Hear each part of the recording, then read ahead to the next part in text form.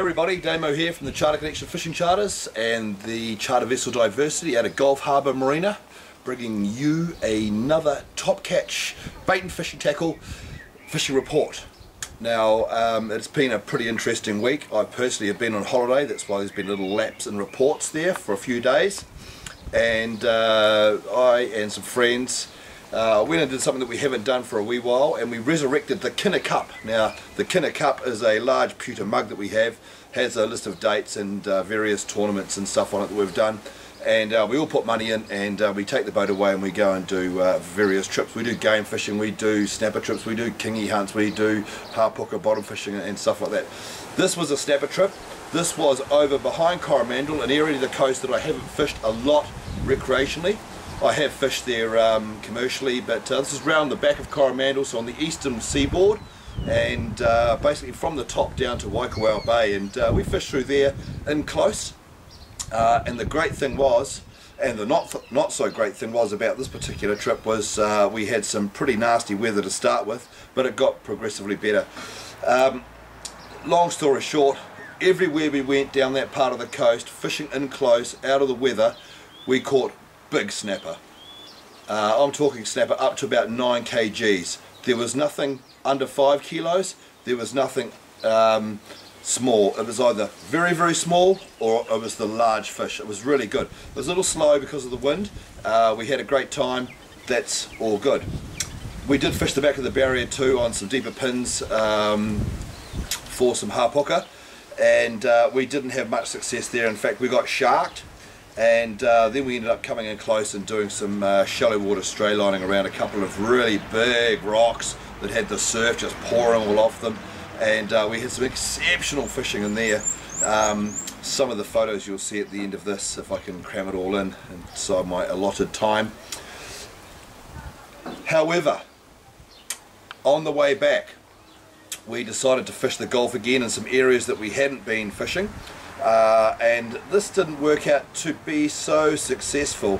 One thing I did notice was that the Coromandel scallop boats, they had doubled in number, and the mother bed, which is about 5 miles off Colville, was getting an absolute thumping by these guys, up and down, backwards and forwards, scallop shells falling into the water, and you would have thought, I know this sounds strange, but you would have thought that the snapper there would have been right into that soup, that scallop bed soup, but not a single fish worthy of any mention got caught in amongst those 7 scallop boats. At one stage there we were swooping right in behind them and dropping as the dredge hit the back of the boat, so we were right on them. Other times we moved off a little and tried that too, but I think with this new influx of snapper they're a little bit wary, they're a little bit cautious, and all that chain and steel getting dragged along the bottom and all that cable humming in the water and all that banging and crashing, I think these fresh fish were just not ready to go for the soup scenario, if you like. Later on in the season I'm sure it'll be all on, but these fresh newer fish, they're onto it.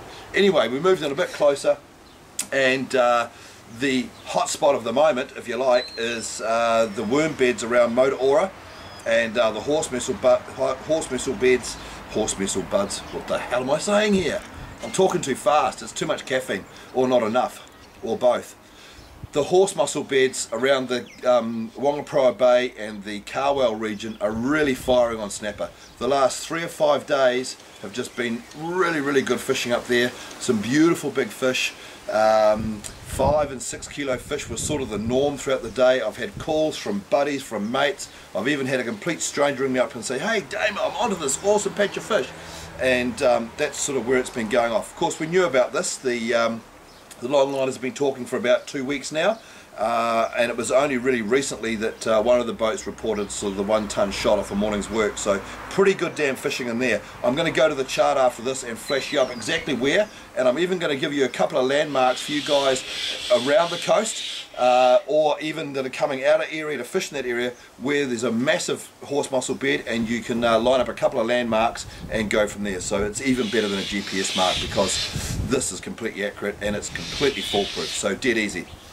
You're probably wondering why I'm standing here with a fishing rod in my hand next to the barbecue, which I'm about to cook some fish on, next to my smokehouse, which I've been cranking all afternoon and I've only just emptied. The things I do for these guys, I tell you. You're probably wondering why I'm standing here holding a fishing rod when I'm nowhere near the ocean, well in fact about 500 metres from it.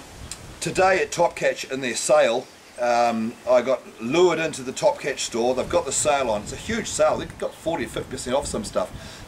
All ranges of tackle. It's a really good time to go buy, especially now with Christmas coming up and the summer coming on. It's a really good time to get in there. Anyway, tackle haul that I am, got lured into the tackle store by the big SALE sign out the front, and to take advantage of the sale, which is lasting all the way through to September 30. Whilst I was there, I just happened to glance upon the Okuma NanoMatrix soft bait rod. Now I'm a bit of a fan of soft baits, I have been for years. I really enjoy fishing with them.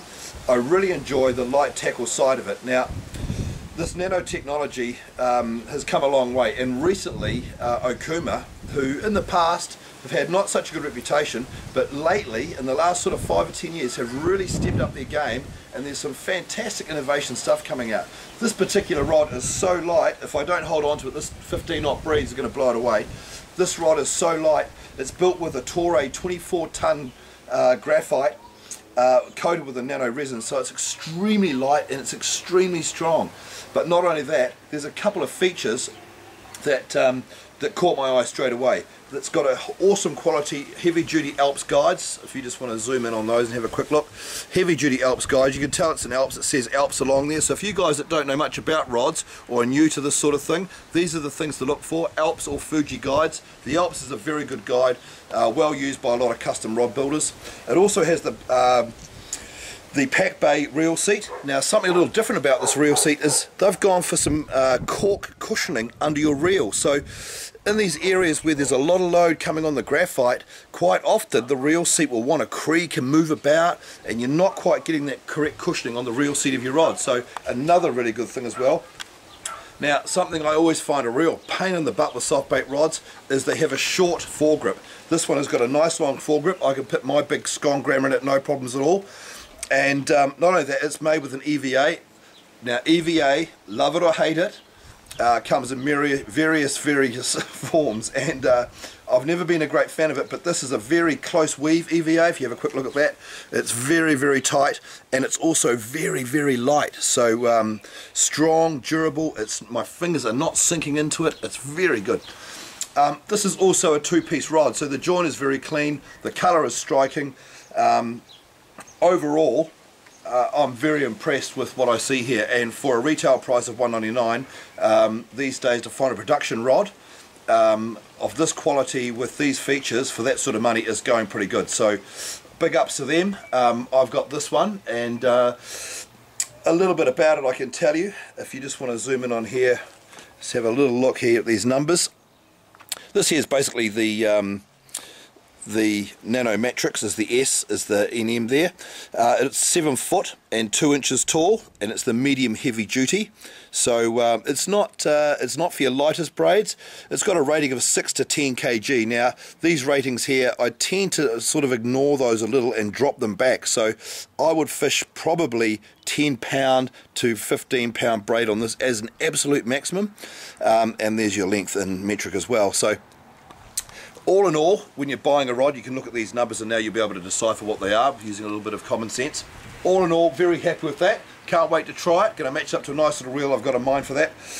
I'm taking you inside of the chart just before I light the Bradley, and I'm going to show you exactly where these fish are and exactly how to line up a couple of landmarks around here that will put you bang smack in the middle of Snapper City. Let's go. Okay, so this is the general area, and I'm just going to basically point out what's been sort of the hot spot, and this complete area here. So if you draw a line basically from, well, you include Takatu up here if you like, but basically this area in here has been the one that's got a big influx of snapper there. It's been there for about probably 2 weeks, but it's only really being fished for about a week successfully. So maybe the bigger tides have pushed them in, maybe the bigger tides have brought them on, those sorts of things. Now what's been working there is there's been a lot of bait, so pretty much anything will work in there. You want to go through there on the drift with the soft baits, you want to use your slow jigs, chuck a Lucanus out, and just drag it along the bottom. Stick it in a rod holder if you want, because they work really well like this. I did this recently. We actually had two out on diversity the other day. We had one out quite wide and one out a little closer in, and both caught fish where others were missing out. So as soon as we picked them up and started fishing them, they didn't actually work that well, so we put them back in and they caught a couple more fish. So keep that in mind. Very simple way of doing things. Probably not exactly how they were designed to be used, but they do mimic a bottom fish or a rock dwelling sort of squid, octopusy type thing on the bottom, and so that there is probably a good way to try. So this area here is it. This is your little hot spot at the moment. There are other areas in the Gulf that are holding fish too, so don't get me wrong, but this area here is producing really well, with sort of 5 and 6 kilo fish being pretty common, and good numbers of fish too. So now what I was saying is this little mark that I'm going to give you, and you'll see I've got a couple of lines on the chart here. I'm just going to run you through that, and if I can just maybe have a little zoom in here to there. Right, I'll go through the first mark. The first one, well, this is the area here that has the big horse mussel bed. So the area holds a lot of fish, and you can fish it in just about any weather except screaming northeast and screaming easterly, because it does get a little boisterous.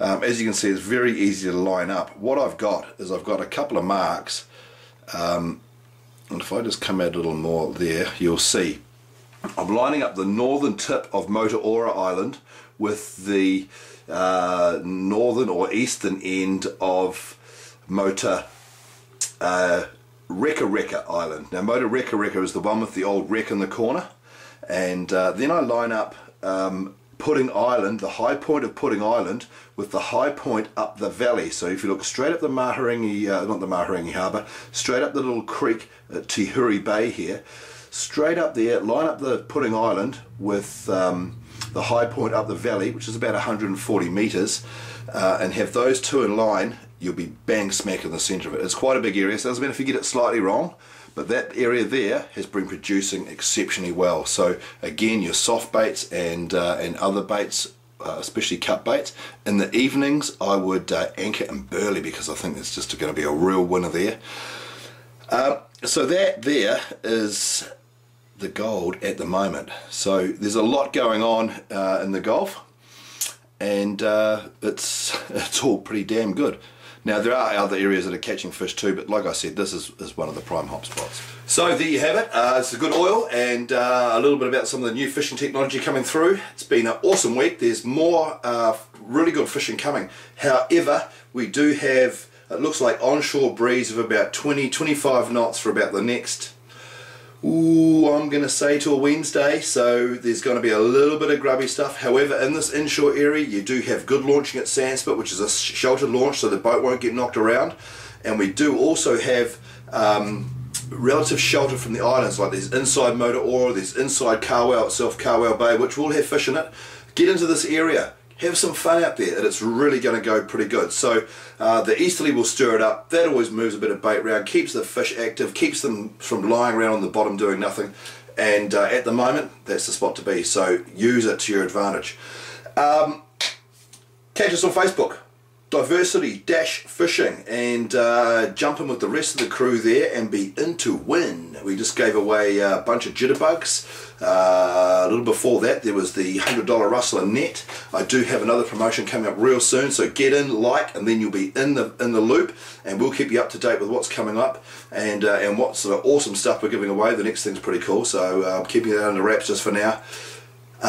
Get into Top Catch and check that sale out, because it's not very often that big tackle retailers like these guys go and shove that much gear out the door this cheap, so get into that.